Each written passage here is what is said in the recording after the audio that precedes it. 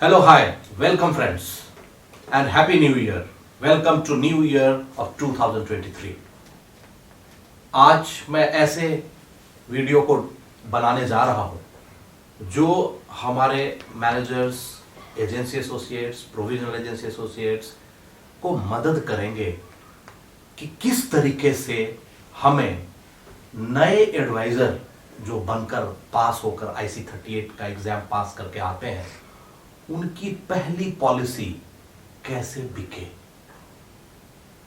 आजकल के दिनों में ये थोड़ा बहुत ये डिफिकल्ट सा महसूस होने लगा है, तो इस पर मैं आज आपको बताने जा रहा हूं। फ्रेंड्स, आपने एक नए प्रोस्पेक्ट्स का फॉर्म भरा।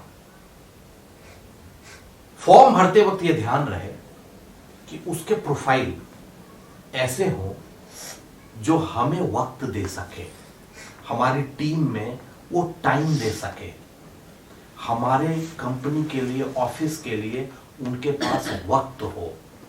अगर उनके पास वक्त नहीं तो वो जो ये प्रोफाइल है एडवाइजर का, एजेंट का, उसमें वास्तविकता में एक कस्टमर के नीड को एनालाइज किया जाता है, फाइनेंशियल सॉल्यूशन पेश किए जाते हैं और वो पूरे 25 साल 20 साल उस एडवाइजर के कनेक्ट में अमूमन तौर पे रहता है।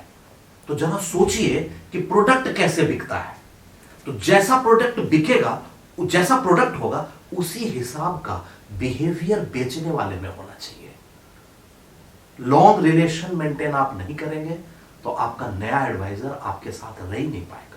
यानी कि उसके साथ वो प्रोफेशनलिज्म की तरह अगर आप आ गए, बिल्कुल एकदम कट टू कट उससे बात करके उसको अगर हम अपने कल्चर में न आत्मसात कर पाए तो वो एडवाइजर नहीं चल पाएगा।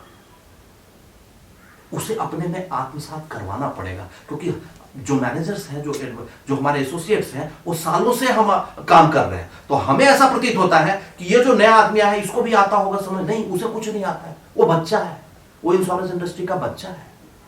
बच्चे को जिस तरीके से हम सिखाते हैं उसी तरीके से हमें उसे सिखाना होगा, ये ध्यान रखना है। तो पहले दिन जब ट्रेनिंग जब लंच टाइम हुआ, 1:30 बजे के अराउंड, 1:30 बजे के अराउंड आप अपना ऐसा रूटीन रखें दिन का, ऐसा रूटीन रखें दिन का कि लंच आप उनको करवाएं। चाहे तो खुद खरीद के लाइए या अपने घर से उनके लिए और एक्स्ट्रा रोटी आप लाइए और उनके साथ बैठ के खाइए। उससे आत्मीयता बढ़ती है। मैं आपको बता रहा हूं, इंश्योरेंस पॉलिसी आत्मीयता से बिकती है। तो बेचने वाले को भी उसी तरीके से बिहेव करना होगा। फिर जब चाय का वक्त होता है तो बैठ के चाय भी पीना चाहिए। आपके कॉल हैं तो ठीक है, कोई बात नहीं। आपने लंच लिया, लंच का टाइम जो एक्स्ट्रा टाइम मिला आप फिर से अपने कलीग से मिलवा रहे हैं, अपने फ्रेंड से मिलवा रहे हैं और उसमें बात क्या कर रहे हैं, तो आप बात कर रहे हैं कि ऐसे एडवाइजर से जो एडवाइजर खुद ही बोल रहा है कि हाँ मैंने इतना ये काम किया, मैंने क्लब क्वालिफाई किया, मुझे ये रिवॉर्ड्स मिले, मैं यहां रिकॉग्निशन के लिए गया। तो ये सारी बातें वो आपका फ्रेंड बोल रहा हो उसके सामने, तो आप उससे मिलवा रहे हैं। आप वो सीख रहा है धीरे धीरे, अच्छा यहां पे होता क्या है और अच्छा काम करने के बाद क्या होता है। इवनिंग में आप उसके साथ चाय पीते हैं, फिर चले जाते हैं। दूसरे दिन फिर आते हैं, फिर आपको वही सेम प्रक्रिया करनी है जी। लंच लेना है, लंच के टाइम पे आप फिर से अपने कुछ परफॉर्मर फ्रेंड्स उनको मिलवाते हैं और चर्चा में ही सारी बातें कहते हैं कि कैसे हमें बेचना होता है, हमें क्या करना होता है, इस प्रोफाइल में क्या क्या होता है। वो अपने आप चर्चा हो रहा है और उसमें वो सीखता जाता है। और साथ ही साथ उस ट्रेनिंग में ये बात भी तय होती है कि दूसरे दिन कि प्रोस्पेक्टिंग किया जाए और अपॉइंटमेंट बुक किया जाए। तो उसे डर ना लगे। कई बार एडवाइजर्स को देखा जाता है कि जब उनसे हम नाम लिखवाते हैं प्रोस्पेक्टिंग के लिए तो तीसरे दिन से आते ही नहीं। उनको लगता है नहीं मैं किसी कस्टमर का नाम नहीं दूंगा। आपको ये बात उनको पहले से ही ये 2 दिन में, लंच टाइम में, इवनिंग टाइम में आप उनको समझाते रहोगे तो उनको प्रोस्पेक्टिंग करवाने में ट्रेनर की मदद से कभी उनको डर नहीं लगेगा और वो अपना नाम लिखेंगे, नंबर लिखेंगे, बिल्कुल बेफिक्र होकर लिखेंगे और उसके बाद अपॉइंटमेंट बुक होगा। तीसरे दिन फिर लंच हुआ और तीसरे दिन आप उनसे पूछते हैं कि कल आपने अपॉइंटमेंट बुक भी की होगी, कल आपने कस्टमर से कॉल भी किए होंगे, अगर आपको मेरी मदद की जरूरत है तो हम आपको मदद कर सकते हैं, मैं आपके साथ चल सकता हूं। और कोशिश करिए ऐसा पूछकर कि उसकी पहली कॉल पे आप जाएं, और जब वो पहली बार किसी कस्टमर के घर आप उनको लेकर जाते हो, ट्रेनिंग के दौरान ही कोशिश रहे तो ट्रेनिंग के दौरान ही ये सारा हो जाए।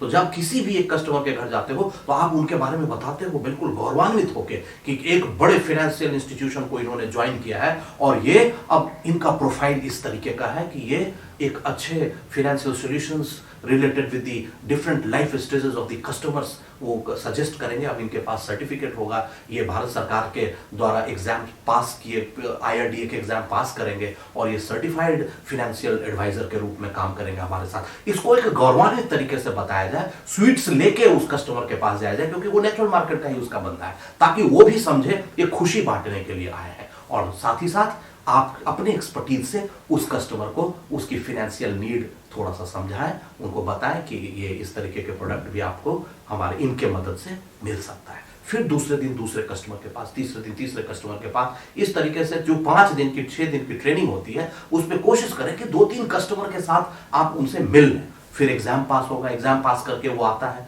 जब एग्जाम पास करके आता है तो दैट इज और जब वो पास हो गया तो वो बड़ा अच्छा काम हुआ है, वो खुशियों वाली बात है। तो उसको कहते हैं, उस दिन हम उसके साथ जो तीसरा स्टेप उठाएंगे उसको कहते हैं वेलकम कॉल। और वेलकम कॉल को आप समझिए, वेलकम कॉल में हम उसके पास जाते हैं, स्वीट्स ले जाते हैं या केक काटते हैं, क्योंकि खुशियां बांटने का टाइम है वो।